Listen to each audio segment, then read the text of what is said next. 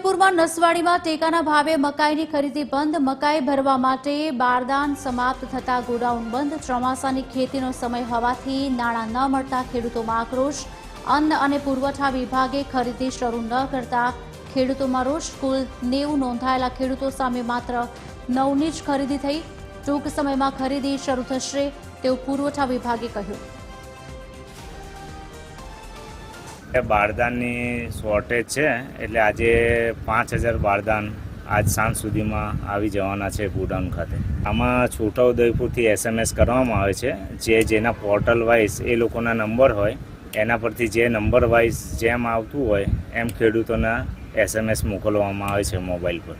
કારણ એ છે કે અત્યારે હાલમાં અહીંયા કોઈ બી ગોડાઉન પર બારદાન નથી, એટલે જે તે ખેડૂતો પર બારદાન અવેલેબલ હોય તો એ લઈને આવે છે અને એના 15 રૂપિયા લેખે ચૂકવણું કરી દઈએ છીએ.